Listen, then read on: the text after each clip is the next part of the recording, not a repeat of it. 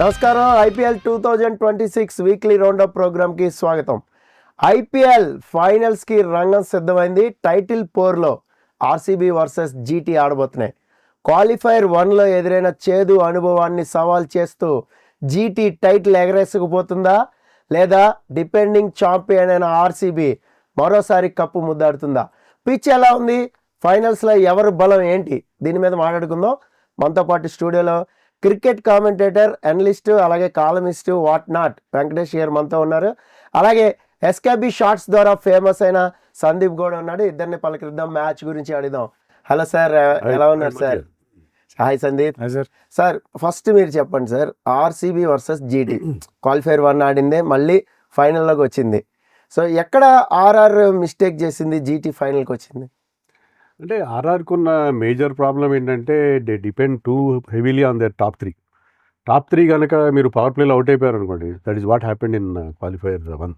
అప్పుడు అవుట్ అయితే ఇంకా వాళ్ళు తర్వాత మిడిల్ ఆర్డర్ ఎక్స్పోజ్ అయితే they cannot survive. Major problem అది.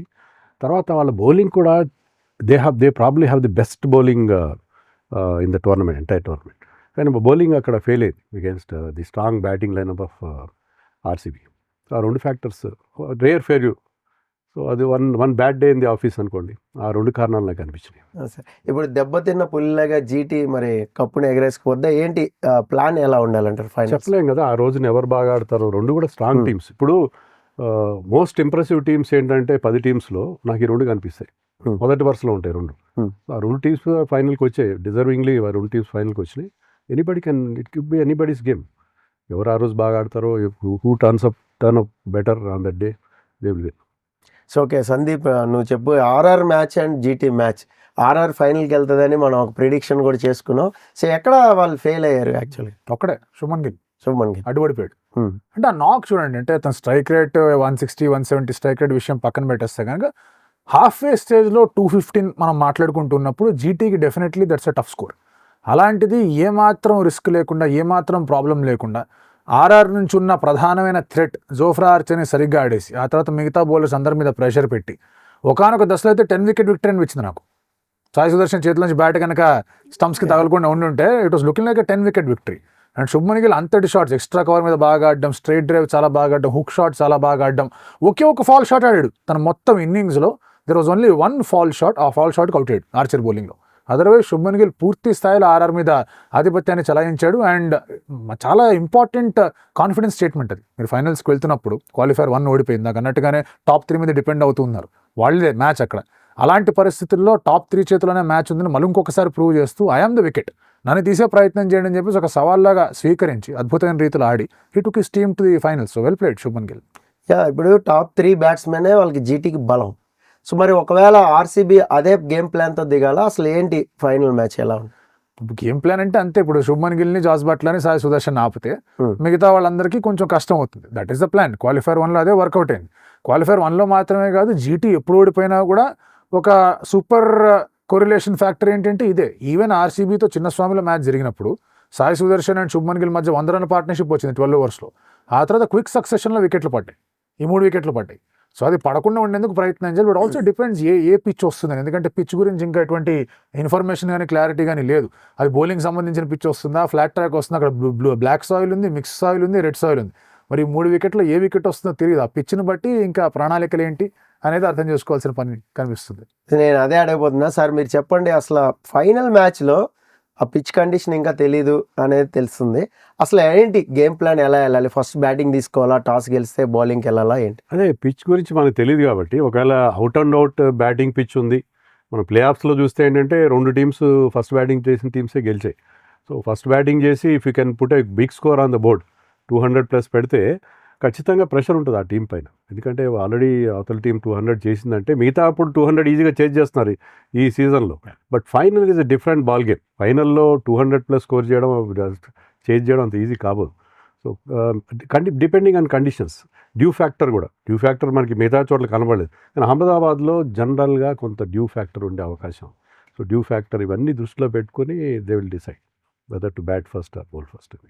సార్ ఎవరు కీ ప్లేయర్గా అవ్వబోతున్నారు ఫైనల్ అంటే ఏం చెప్తారు? అంటే ఆర్సీబీకి ఫ్యాన్స్ బాగా ఎక్కువ, సో ఆర్సీబీదే కప్పు మాదే అంటారు. ఎందుకంటే లాస్ట్ టైం కూడా వాళ్ళు 18 సంవత్సరాలు వెయిట్ చేసి మరీ కప్పు కొట్టారు.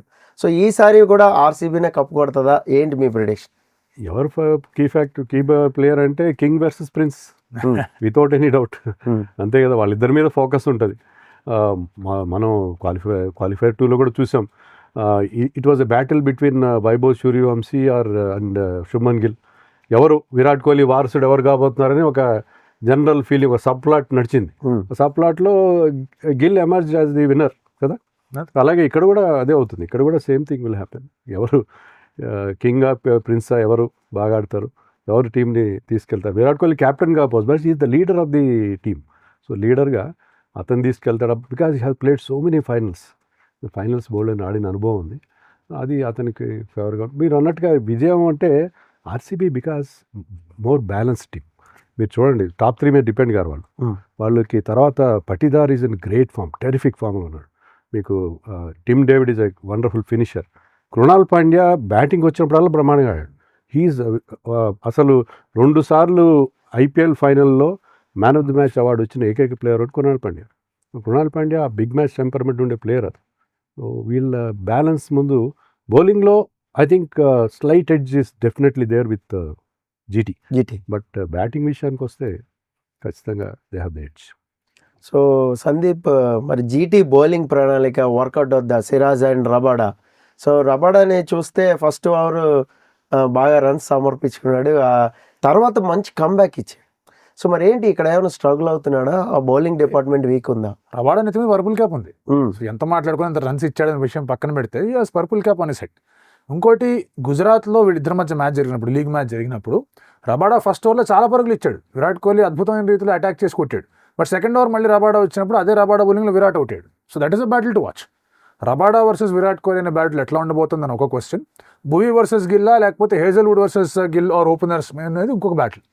సో నాకు తెలిసినంత వరకు అగైన్ సక్సెస్ మంత్ర అనేది మనం ఒకవైపు కింగ్ వర్సెస్ ప్రిన్స్ అని మాట్లాడుకుంటున్నా, చేతిలో బౌలింగ్ కాబట్టి చెప్తున్నా, అటువైపు భూయా, ఇటువైపు రబాడా. ఎవరు బెటర్ రీతిలో కాంట్రిబ్యూట్ చేస్తారు ఇన్ దట్ పవర్ ప్లే.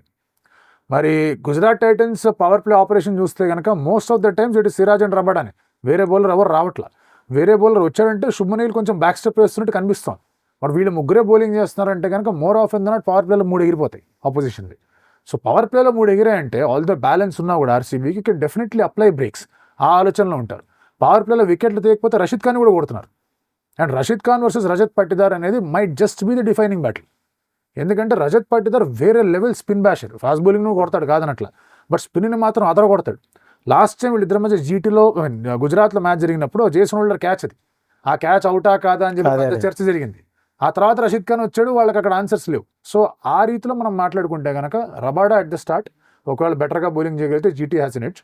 లేదు, వెంకటేశ్వర్ విరాట్ కోహ్లీ మోస్ట్లీ ఓపెన్ చేయబోతున్నారు. సో వాళ్ళు కనుక if they get off to flyer start, GT అక్కడి నుంచి పుల్ బ్యాక్ చేయడం అనేది కష్టం అవుతుంది. సో ఓకే, ఫైనల్గా ఆర్సీబీ వర్సెస్ జీటీ అంటే ఎవరు వైపు వెళ్తాం? ఫైనల్ ప్రిడిక్షన్ చెప్పండి. ఇప్పుడు క్వాలిఫైయర్ 1 గెలిచిన వాళ్ళే ఫైనల్స్ గెలుస్తూ వచ్చారు లాస్ట్ 8 సీజన్లుగా.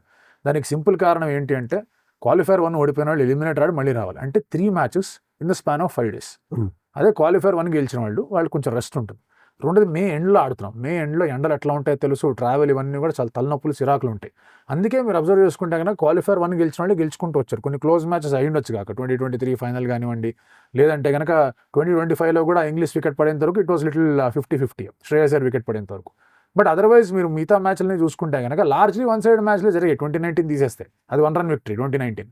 సో అటువంటి పరిస్థితుల్లో ఐ స్టిల్ సే బ్యాలెన్స్ పరంగా చూసుకున్నా, రెస్ట్ పరంగా చూసుకున్నా, ఎగ్జాషన్ పరంగా చూసుకున్నా ఆర్సీబీస్ కప్ టు లూజ్. వాళ్ళ చేతిలో కప్పు ఉంది, వాళ్ళు చేజార్చుకుంటే తప్ప జీటీగా దొరకదు. ఓకే, ఆర్సీబీ ఫేవర్ అంటున్నావు ఫైనల్గా. సార్ మీరు చెప్పండి సార్, ఫైనల్గా మీరు ఎటువైపు మొగ్గు చూపుతారు? నేను కూడా ఆర్సీబీకి డెఫినెట్ ఎడ్జ్ ఉంది. 55% ఇన్ ఫేవర్ ఆఫ్ ఆర్సీబీ చెప్తాను. ఇంకొక ఫ్యాక్టర్ కూడా ఉంది, సిరాజ్ ఇంజరీ స్టేటస్ మనకు తెలియదు. సిరాజ్కి షోల్డర్ కొద్దిగా ప్రాబ్లం కనిపించింది. 4 ఓవర్లు వేసాడు, కానీ 4 ఓవర్లు వేసిన తర్వాత he's in some discomfort. So ఖచ్చితంగా సిరాజ్ కూడా చాలా కీ ఫ్యాక్టర్. ఎందుకంటే సిరాజ్ అండ్ రబాడా లేకపోతే మీకు ఆ పవర్ ప్లే బౌలింగ్ అంత ఎఫెక్టివ్గా ఉండే అవకాశం లేదు. So I think Siraj is a key factor for them. And ఓవరాల్గా మీకు టాప్ 3 కనుక భువనేశ్వర్ కుమార్ కానీ, డఫీ కానీ, హ్యాజల్వుడ్ కానీ వాళ్ళని అవుట్ చేస్తే I think they will be in trouble, definite trouble.